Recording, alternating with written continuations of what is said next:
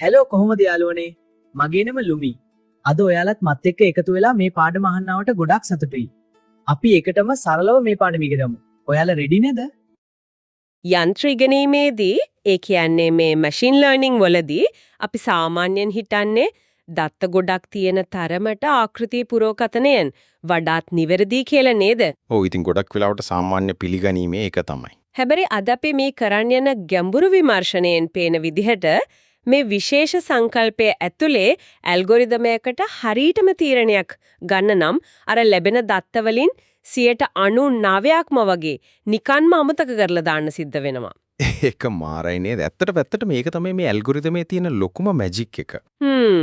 දත්ත කන්දරාවක් මැද අතරමං වෙන්නේ නැතුව තීරණයක් ගන්න ඇත්තටම වැදගත් වෙන්නේ මොන දත්ත ලක්ෂයන්ද කියන එක හරියටම තෝරගන්න එක තමයි මෙතනදී සිද්ධ වෙන්නේ. හරි. එහෙනම් අපි මේක ටිකක් විස්තරාත්මකව ලියාගමු.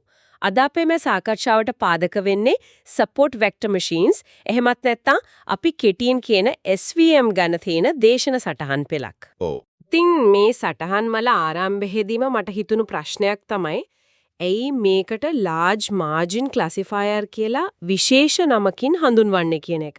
ඒ කියන්නේ සාමාන්‍ය දත්ත වර්ගීකරණයකින් මේක වෙනස් වෙන්නේ කොහොමද? ඊක හොඳ ප්‍රශ්නයක්. සාමාන්‍ය වර්ගීකරණයකදී කරන්නේ අර දත්ත කාණ්ඩ දෙකක් අතරින් කොහොම හරි ඉරක් අඳින එක විතරයිනේ. ඔව් නිකම්ම ඉරක් ගහලා වෙන් කරනවා. හරියටම. හැබැයි SVM එකක මූලිකව ඉලක්කය වෙන්නේ ඒ කාණ්ඩ දෙක වෙන් කරන ගමන්ම ඒ කාණ්ඩ දෙක අතර තියෙන පරතරය එහෙමත් නැත්නම් අර අපි කියන මාජින් එක උපරිම වෙන විදිහට වෙන් කිරීමේ රේඛාවක් අඳින එක. අපි එකට හයිපර්ප්ලේන් එකක් කියලාත් කියනවා. ඒ කියන්නේ මේක මට තේරෙන්නේ මෙන්න මේ වගේ උපමාවකින්. හිතන්නකෝ ලොකු වත්තක් තියෙනවා. ඒ වත්තේ එක පැත්තක අඹ ගස් වවලා තියෙනවා අනිත් පැත්තේ පොල් ගස් වවලා තියෙනවා. හරි. දැන් අපිට ඕනේ මේ ගස් වර්ග දෙක වෙන් වෙන්න වත්ත මැදින් පාරක් කපන්න. සාමාන්‍ය කෙනෙක් නම් මොකද කරන්නේ? අර ගස් දෙවර්ගයේ මැදින් යන්තම් කායකට යන්න පුළුවන් පටු පාරක් කපලා දායි නේද? ඔව් ගොඩක් වෙලාවට එහෙම තමයි කරන්නේ. හැබැයි SVM එකෙන් කරන්නේ ඒක නෙවෙයි. එයා උත්සාහ කරන්නේ මේ පාර දෙපැත්තේ තියෙන කිසිම ගහක ගෑවෙන්නේ නැති වෙන්න අර අඹ ගස් සහ පොල් ගස් අතරින් යන්න පුළුවන් පළල්ම පාර කපන්නයි. අන්න හරියටම හරි. අන්න ඒ පාරේ පළල තමයි අපි මාජින් එක කියලා හඳුන්වන්නේ. මේක ගණිතමය වශයෙන් ප්‍රකාශ කරන විදිහත් හරිම රසවත්. ඒ කොහොමද? අපි හිතමුකෝ දත්ත ලක්ෂයන් ධන එක සහ ඍණ එක විදිහට නියෝජනය වෙනවා කියලා. එතකොට මේ මායිමේ පළල එහෙමත් නැත්නම් රෝවගේ සමාන වෙන්නේ දෙක බෙදීම W මාපාංකය කියන අගයටයි. අර සමීකරණයේ තියෙන W අකුර නේද? ඔව්. මෙතනදී W කියන්නේ අපේ අර වෙන් කිරීමේ අදිතලයට ලම්බකව තියෙන දෛශිකයට. පොඩ්ඩක් ඉන්න. එතන පොඩි ගණිතමය ගැටලුවක් මට පේනවා. මොකද? මායිමේ පළල දෙක බෙදීම මාපාංක W නම් පළල උපරිම කරන්න නම් අපි අර හරයේ තියෙන W කියන අගය අවම කරන්න ඕනේ නේද? ඒක ඉතින් සරල ගණිතේනේ. ඔව් පැහැදිලිවම. හැබැයි මේ සටහන් වල දින විදිහට ඔවුන් මේක ඔප්ටිමයිස් කරද්දී ප්‍රශස්තකරණය කරන්නේ W අවම කරන්න එක නෙවෙයි. එකයට දෙක W හි වර්ගය කියන සමීකරණය අවම කරන්නේ. ඇයි මේ නිකන්ම W අවම කරන්නේ නැතුව ඒක වර්ග කරලා ඒකෙන් භාගයක් ගන්නෙ? අන්න එතන තමයි ඔය ගණිතමය උපක්‍රමය තියෙන්නේ. ඒ කියන්නේ ඒක පහසුවට කරන දෙයක්ද? හරියටම. නිකම්ම W හි මාපාංකය අවම කරන්න ගියාම ඒකේ අවකලනය හොයන එක ගණිතමය වශයෙන් ටිකක් සංකීර්ණයි. විශේෂයෙන්ම අර බිඳුව ආසන්නයේදී. හැබැයි ඒක වර්ග කළාම අවකලනය කිරීම හරිම පහසු වෙනවා. පැහැදිලි. එතකොට අර ඉස්සරහින් දාලා තියෙන භාගය? ඒ භාගය තියෙන්නේ අපි වර්ග කරපු පදේ අවකලනය කරද්දී ඉස්සරහට අර දෙකේ ඉලක්කම එනවානේ. අන්නේ දෙක කැපිලා ගිහින් සමීකරණේ ලස්සනට සරල වෙන්නයි භාගය දාලා තියෙන්නේ. මාරු. කොහොම වුණත් අවසාන ප්‍රතිඵලය එකමයි. අපි කරන්නේ පාරේ පළල උපරිම කරන එක. ඔව් සම්පූර්ණයෙන්ම ඇත්ත. ඒක පරිගණකයට ගණනය කිරීම ලේසි කරන්න පාවිච්චි කරන ට්‍රික් එකක් විතරයි. හරි. ඒක තේරුණා. හැබැයි මට ඊළඟට එන ප්‍රශ්නේ තමයි ඉතින් ඇයි අපි මෙච්චර මහන්සි වෙලා මේ පළල උපරිම කරන්නේ? නිකම්ම පටුපාරක් කැපුවාම මදිද? එහෙම මදි වෙන්නේ මේ මැෂින් ලර්නින් වල ප්‍රධානම අරමුණ දැනට තියෙන දත්තවලට ගැළපෙන එක විතරක් නෙවෙයිනේ. ඔව් අනාගතය ගැනත් හිතන්න එපායි. අන්න ඒකයි. අනාගතයේදී ලැබෙන සම්පූර්ණයෙන්ම අලුත් දත්ත කොතරම් නිවැරදිව පුරෝකථනය කරනවද කියන එකයි වැදගත්. මේකට අපි කියනවා ආකෘතිය රොබස්නස් එක කියලා. ඒ කියන්නේ පාර පළල් වෙන තරමට අලුතින් හිටවන ගහක් වැරදීමකින් හරි පාරට කඩා වැටෙන්න තියෙන ඉඩකඩ අඩුයි. හරියටම නවදත්ත ලක්ෂයක් ආවහම ඒක නිවැරදි කාණ්ඩයටම වැටෙන්න තියෙන සම්භාවිතාව මේ උපරිම පරතරය නිසා ගොඩක් වැඩි වෙනවා. ඒක නම් තර්කානුකූලයි. හැබැයි මට මෙතන ලොකු ප්‍රායෝගික ගැටලුවක් පේනවා. ඒ මොකද්ද? අර අපේ උපමාවේ හැටියට වත්ත හරිම පිළිවෙලයිනේ. අඹ ගස් ටික ඔක්කොම එක පෙට්ටක, පොල් ගස් ටික අනිත් පෙට්ටක. ඒත් සැබෑ ලෝකයේ දත්ත කවදාවත් ඔයිතරම් ලස්සනට වෙන් වෙලා නැහෙනේ. ඒක නම් ඇත්ත. දත්ත කියන්නේ ගොඩක් වෙලාවට හරිම නොයිසි දෙයක්. ඔව්. දැන් හිතන්න එකම එක අඹ ගහක් අර පොල් ගස් තියෙන පැත්තේ ගොඩාක් ඈතින් නොයිලා තිබුණොත් මොකද වෙන්නේ? මේ ඇල්ගොරිතමේ කොහොමද ඒක හසුරුවන්නේ? ඉතින් මුල් කාලේදී SVM නිර්මාණය වුණේ මේ hard margin කියන සංකල්පය යටතේ. මේ hard margin එකෙන් කරන්නේ කිසිදු පුහුණු දෝෂයක්. ඒ කියන්නේ training error එකක් අනුමත කරන්නේ නැහැ. ඒ කියන්නේ හැම දත්තයක්ම අනිවාර්යෙන්ම නිවැරදි පැත්තේ තියෙන්න ඕනේ කියලා බල කරනවා. ඔව්. එකක්වත් වර්ධින්න බෑ. ඒක නම් හරිම භයානක තත්ත්වයක් නේද? මොකද අර මම කිව්ව එක අඹ ගහක් පොල් ගස් අස්සේ තිබුණොත් මේ hard margin එක උත්සාහ කරයි කොහොම හරි අර තනි ගහත් අඹ ගස් ගොඩටම දාන්න අර පාර වංගු ගහලා අද කරලා හදන්න. අන්න ඒක තමයි ප්‍රශ්නේ. එතකොට සමස්ත වත්තටම ගැලපෙන සුජු පාරක් කපන එක විලුවට අපිට ලැබෙන්නේ දත්ත කට්ටලයට බලහත්කාරයෙන් ගලපපු පිස්සු හැදුණු වක්‍ර රේඛාවක්නේ. මේකට නේද ඔය ඕවර්ෆිටිං වෙනවා කියන්නේ? හරියටම එක ഘോഷාකාරී දත්ත ලක්ෂයක් නිසා මුළු ආකෘතියම විකෘති වෙනවා. මේක ප්‍රායෝගික නැති නිසා තමයි දේශන සටහනේ ඊළඟට soft margin කියන සංකල්පය ගෙනෙන්නේ. soft margin. ඒ කියන්නේ ටිකක් නම්‍යශීලී වෙනවා. ඔව්. මෙහිදී ගණිතමය සමීකරණයට අලුතින් ස්ලැක් විචලයන් කියලා යමක් එකතු කරනවා. ස්ලැක් විචලයන්. ඒ කියන්නේ ආකෘතියට දෙන පොඩි සහනයක් වගේ දෙයක්ද? අර වැරදි කරන්න දෙන නිදහසක්? අන්න හරි. මේ ස්ලැක් විචලයන්ගෙන් කරන්නේ අමාරු හෝ අර නොයිසි දත්ත කීපයක් මායිමෙන් ඇතුළට එන්න එමත් නැත්නම් වැරදි පැත්තට යන්න ඉඩ දෙන එකයි. හැබැයි මේ නිදහස නිකම්ම දෙන්න බැහැනේ. ඒක පාලනය කරන්න ඕනේ. අන්න ඒ පාලකය තමයි regularization parameter එමත් නැත්නම් C අගය කියන්නේ. මේක හරියට කඹෑදිල්ලක් වගේ වැඩක්. කඹෑදිල්ලක් කිව්වේ එක පැත්තකින් උපරිම පළල් පාරක් කපන්න ඕනේ. අනිත් පැත්තෙන් පාරේ ගස් තියන්නත් බෑ. මේ අවශ්‍යතා දෙක අතර ගැටුමක් නේද? එතකොට මේ C පාරාමීතිය කොහොමද මේක බැලන්ස් කරන්නේ? සමීකරණයට අනුව අපි උත්සාහ කරන්නේ මේ අගයන් දෙකේම එකතුව අවම කරන්න. දැන් හිතන්න C අගය විශාල වුණොත් මොකද වෙන්නේ කියලා. මොකද වෙන්නේ? අපි ගණිතමය වශයෙන් කියන්නේ වැරදි පරිමයට මම කැමැතිම නෑ දඬුවම වැඩි කියලා. එතකොට ඇල්ගොරිතමය පාර පළල් කරනවට වඩා වැරදි අඩු කරන්න මහන්සි වෙනවා. ඒක ප්‍රතිඵලය තමයි මායිම පටු වෙලා සංකීර්ණ රේඛා හැදෙන එක. ඕවර්ෆිටිං වෙනවා. ඔව්. හැබැයි සීයගේ කුඩා වුණොත් අපි කියන්නේ කමක් නැහැ.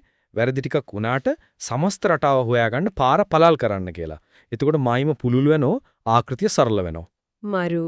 ඒ කියන්නේ C පාරාමිතිය කියන්නේ අපිට ඕනේ විදිහට කරකවන්න පුළුවන් වොලියුම් නොබ් එකක් වගේ. අපි ඒකෙන් ඕවර්ෆිටිං සහ අන්ඩර්ෆිටිං අතර සමතුලිතතාවය හදාගන්නවා. ඒක හරියටම හරි. හරි. දැන් අපි පිළිගත්තා මේ සංකීර්ණ දත්ත හමුවේ වැරදි වලට ඉඩ දෙන්න ඕනේ කියලා. නමුත් අවසානයේදී මේ වෙන් කිරීමේ රේඛාව හරියටම යන්නේ කොතනින්ද කියලා තීරණය කරන්නේ කොහොමද? ඔය දහස් ගණන් තියෙන දත්ත ඔක්කොම මේ රේඛාව අඳින්න දායක වෙනවද? අන්න එතන තමයි මේ සාකච්ඡාවේ මුලින්ම මතු කරපු කාරණයට අපි ආයමත් එන්නේ. වර්ගීකරණය සිදු කරන රේඛාව තීරණය කිරීමේ සම්පූර්ණ බලය ඇත්තේ දත්ත කට්ටලෙන් ඊටාම කුඩා ප්‍රතිශතයකට විතරයි. අර 99%ක්ම අමතක කරනවා කිව්වේ. ඔව්.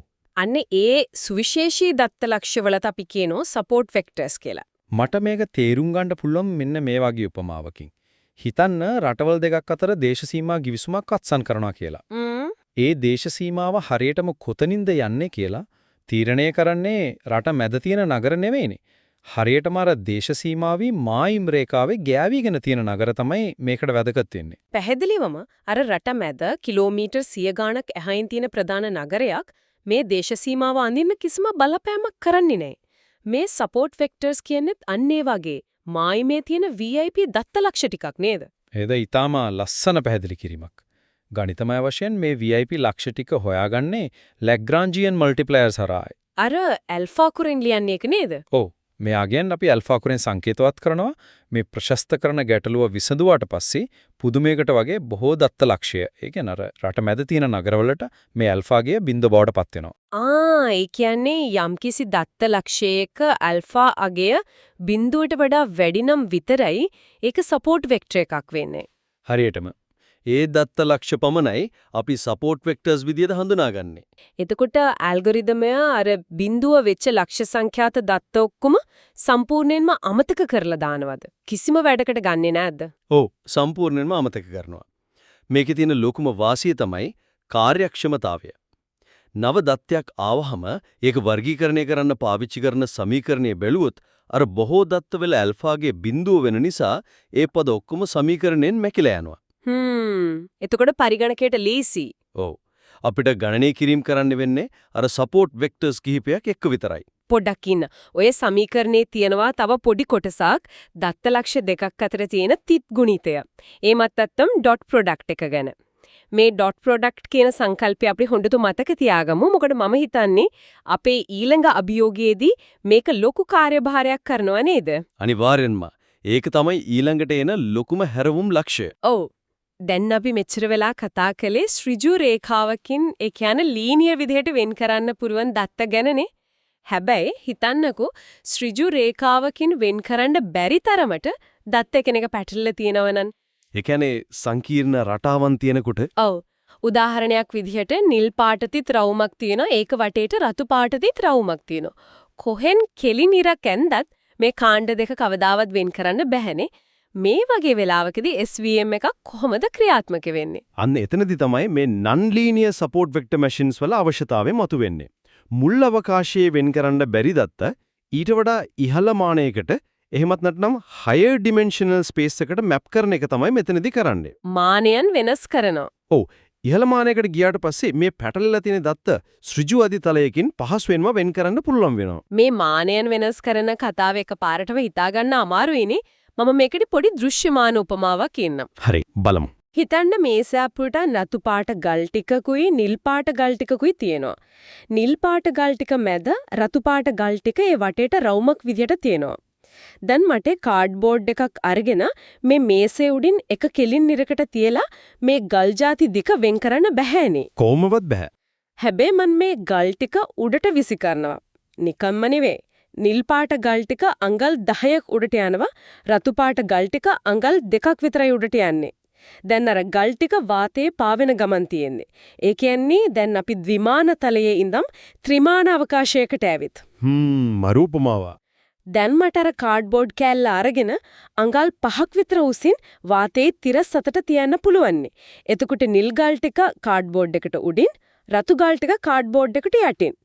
අර මේසේ උඩදී වෙන් කරන්න බැරි වුණ දේ ඉහළ මානයකට ගෙනිච්චාම පැතලි තලයකින් වෙන් කළා. මේක නේද ඔය කියන සංකල්පය. ඔය කියන උපමාව නම් මූලික න්‍යාය තේරුම් ගන්න කදිමයි. හැබැයි ගණිතමය වශයෙන් හා ප්‍රායෝගිකව මෙතන ලොකු බාධකයක් තියෙනවා. ඒ මොකද්ද? සැබෑ ගැටලුවලදී අපි දත්ත ගෙනියන්නේ මානයන් 3කට නෙවෙයිනේ. සමහර විට මානයන් දසදහස් ගණනකට, එහෙම නැත්නම් අනන්ත වූ මානයන් තියෙන අවකාශයකට.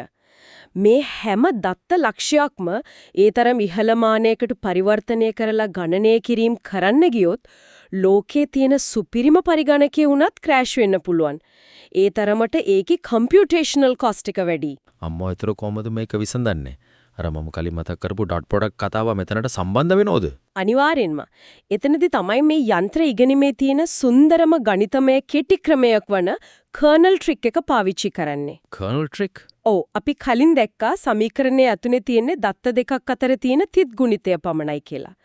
ඉහළ මානයකදී ඇත්තටම දත්ත සිතියම් ගත කරලා ඒවයි තිත් ගුණිතය හොයනව වෙනුවට මේ කර්නල් ශ්‍රිතේ කරන්නේ අර පහළ මානයේ තියෙන දත්ත දෙක පාවිච්චි කරලා ඉහළ මානයේදී ලැබිය යුතු තිත් ගුණිතයේ පිළිතුර කෙලින්ම අපිට ලබා දෙන එකයි. ඒ කියන්නේ මේ කර්නල් එක හරහා අපිට කෙලින්ම අර ඉහළ මානයේ අගය ලැබෙනවා. ඇත්තටම මේ මානයට යන්නේ නැතුවම මේක හරියට ගණිතමය චීට් කෝඩ් එකක් වගේනේ. ඔව් හරියටම චීට් කෝඩ් එකක් තමයි. මේක පිටුපස තියෙන්නේ මර්සර්ගේ ප්‍රමේය කියන ගණිතමය න්‍යායයි.